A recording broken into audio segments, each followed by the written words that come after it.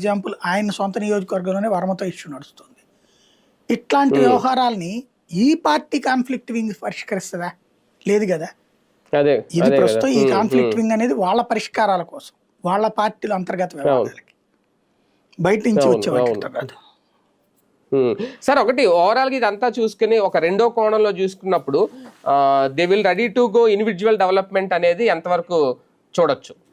అలాగే ఏం కనిపించట్లేదు. అంటే అప్పుడు 5గురితో పెట్టరు, భారీగా పెడతారు కమిటీని, పెట్టి సంఖ్యను ఎక్కువ చేసుకుని మొబైలైజ్ చేసుకుంటారు. ప్రస్తుతానికైతే అట్లా వెళ్ళే ఉద్దేశం ఏం లేదు. కాకపోతే భవిష్యత్తులో అంటే సంస్థ ఈ పదవులు దక్కని వాళ్ళకి ఇందులో పదవులు ఇచ్చి అకామిడేట్ ఒరిజినల్ గా, అంటే ఇప్పుడు వెళ్ళకపోయినా ఒక మార్గం రెడీ చేస్తున్నారు. అట్లా అనడానికి లేదు. ఇప్పుడు ఎలక్కనైతే బీజేపీలో ఉన్నాయి అట్లాగా. కాబట్టి బీజేపీ తెలుగుదేశం నుంచి వెళ్ళడానికి అంటారా? కాదు, వీళ్ళ సంస్థాగత నిర్వహణ వీళ్ళదే అంతే. దాంతో ఇన్నేళ్లుగా లేనిది ఇప్పుడు సడన్ గా నిర్ణయం ఏంటి అని. ఇప్పుడు టీడీపీ కూడా ఇదివరకు చాలా రోజుల పాటు లేట్ చేసింది వాళ్ళ కమిటీలు, ఇప్పుడు వేస్తుంది. కాబట్టి వాళ్ళు కూడా ఇక్కడ సొంత పోరాటానికి అనలేం కదా.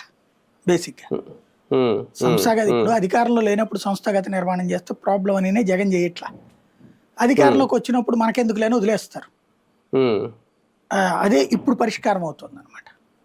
కానీ ఇలాంటి ఆలోచనలు, ఇలాంటి నిర్ణయాలు తెలుగుదేశం పార్టీని ఏమైనా టెన్షన్ పెడతాయా భవిష్యత్తులో? అసలు వాళ్ళు పట్టించుకోరు, అది వాళ్ళ అంతర్గత వ్యవహారం అనుకుంటారు.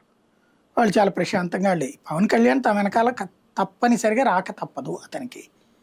పవన్ కి ఆప్షన్ లేదు, వేరే ఆప్షన్. తెలుగుదేశానికి పవన్ ని ఎక్కువ ఇబ్బంది పెట్టకుండా అతన్ని కన్విన్స్ చేసుకుంటే చాలు, ఇది వాళ్ళ ఆలోచన. ఏదైనా చేసుకోనివ్వండి, ఏదైనా చేసుకోవచ్చు, ఎలాంటి కమిటీలైనా వేసుకోవచ్చు, వాళ్ళకి అభ్యంతరం లేదు. రైట్ చూద్దాం మొత్తానికి.